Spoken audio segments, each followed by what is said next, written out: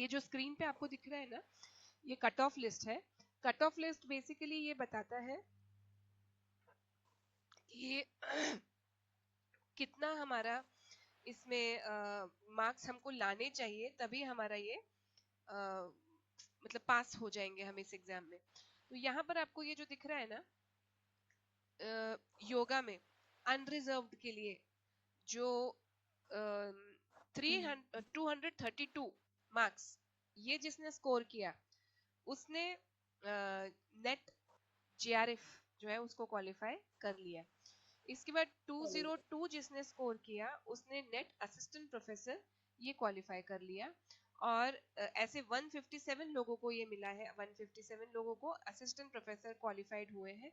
11 लोगों को net JRF की फेलोशिप के साथ पीएचडी करने का मौका मिला है। उनको 232 स्कोर था और इनको 202 स्कोर था, तो इनको स्कॉलरशिप नहीं मिली है, लेकिन असिस्टेंट प्रोफेसरशिप मिली है। इस कैटेगरी में वही लोग हो सकते हैं जो कि मतलब जेआरएफ कैटेगरी में वही लोग हो सकते हैं जिनकी एज लिमिट है।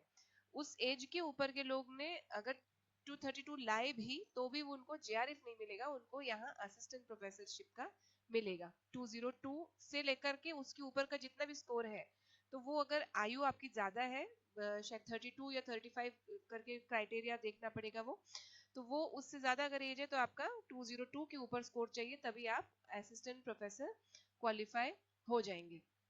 इसके बाद में 157 लोगों ने असिस्टेंट प्रोफेसरशिप का ये एलिजिबिलिटी प्राप्त की। अनरिजर्व्ड की बात हो रही है यहाँ पे, ये आप स्क्रीन पे देख रहे हैं, मेरा कर्सर जो एरो है वो चल रहा है, तो आपको वो देख के समझ में आएगा। इसके बाद 172 मार्क्स जिनके आ गए या उससे ज्यादा आ गए, तो 172 से लेकर के 202 तक ये 30 मार्क्स की रेंज में जितने लोग हैं, उन सब लोगों को लिखा हुआ आएगा क्वालिफाइड फॉर पीएचडी। ठीक है, तो क्वालिफाइड फॉर पीएचडी मतलब वो लोग जो है वो पीएचडी में एडमिशन ले सकते हैं, हालांकि वो असिस्टेंट प्रोफेसर बनने के लिए एलिजिबल नहीं है। ये अनरिजर्व्ड कैटेगरी के मार्क्स और उनका ये बताया। 343 लोग ये क्वालिफाई हो गए पीएचडी करने के लिए। इसके बाद ओबीसी के लिए जो कट ऑफ आया वो 216 मार्क्स का ये कट ऑफ आया है। किसके लिए? ये जेआरएफ के लिए।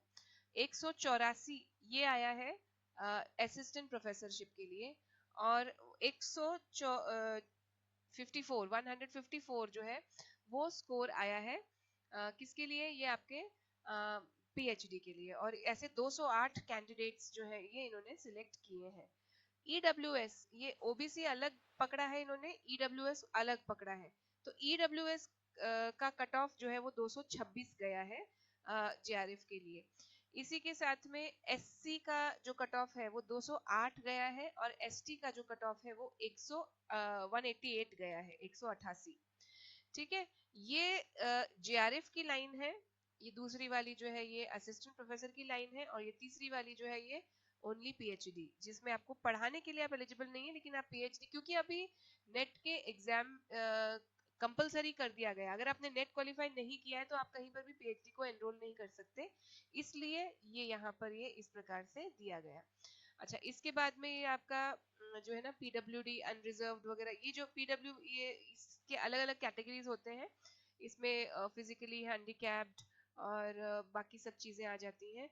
तो इन सब कैटेगरीज को यहाँ पर लिस्ट किया गया है और उसमें कितना कट ऑफ गया है इत्यादि ये बताया गया है। तो एक कैंडिडेट इन्होंने इस लास्ट वाली कैटेगरी में भी सिलेक्ट किया है, और बाकी ये भी इधर पीडब्ल्यूडी एलएमओबी ये सब जो कैटेगरीज हैं यहाँ पर इनमें सिलेक्शंस हुए हैं। तो ये जो आपकी लिस्ट है ये इस चीज को दर्शाती है कि आपने जो आपका स्कोर आया है उस स्कोर के आधार पर आपने कौन सा वाला जो कट ऑफ तक आप पहुंचे हो तो क्या आपने क्वालिफाई किया है। अच्छा, ये परसेंटाइल कैसे निकालते हैं ये भी सुन लीजिए। परसेंटाइल बेसिकली ये 232 स्कोर ये कट ऑफ गया है, ठीक है ना, यहाँ पर 232 ये स्कोर यहाँ पर हाईएस्ट, एक्चुअली हाईएस्ट नहीं है, कट ऑफ गया, लेकिन इस कट ऑफ के ऊपर जितना व्यक्ति का आगे आगे स्कोर आया, जैसे अभी मुझे रिसेंटली पता लगा किसी का 152 252 स्कोर है, तो अब जिनका 252 स्कोर है तो ऐसे व्यक्ति का 20 नंबर ज्यादा है 232 से, तो ये 232 के आगे का जो स्कोर है या फिर जो आगे का जो हाईएस्ट स्कोर है उसको 100 माना जाता है, और वहां से फिर बैक कैलकुलेशन करके पीछे पीछे के सारे स्कोर जो है वो उनको हम कंसिडर करते हैं। तो क्या ये मतलब इसमें आपका डायनेमिक है? जी बिल्कुल, ये डायनेमिक है। ये जो परसेंटाइल नाम का जो शब्द होता है ये किसके ऊपर डिपेंड करता है? ये आपके हाईएस्ट स्कोर जो आया है उस पर्टिकुलर कैटेगरी में, उससे उस हाईएस्ट स्कोर से बाकी के सभी स्कोर्स को कैलकुलेशन करके and then you get the percentile. तो जैसे मेरा 98 परसेंटाइल था, तो वो कैसे 98 परसेंटाइल था? वो 100% जिनका आया होगा उनके कंपैरिजन में मेरे मार्क्स जो है वो शायद 8 या 10 नंबर कम होंगे, तो इसलिए वो 98 परसेंटाइल आया। तो इस प्रकार से ये यहाँ पर ये कैलकुलेशंस हर साल हर बार एग्जाम में बदलते हैं। क्यों बदलते हैं? क्योंकि यहाँ पर ये कट ऑफ बदलता है। अब आप ये देखिए, यहाँ पर ये जो SC/ST वाला कट ऑफ जा रहा है वो 208 और 188 आ गया। पहले ये कट ऑफ कितना होता था? ये 165 कट ऑफ था जब मैं सबसे पहली बार जब मैंने एग्जाम दिया था, तो अनरिजर्व्ड में मेरे 164 आए थे। तो अनरिजर्व्ड में 164 थे, लेकिन SC में 160 कट ऑफ था। तो उस समय इसलिए मुझे वो याद है कि वो SC में आपका 160 कट ऑफ था उस समय, और ST में 154 था कट ऑफ, उससे भी कम जाता है ST का। तो ये जो कट ऑफ्स है ना ये भी बढ़ते जा रहे हैं।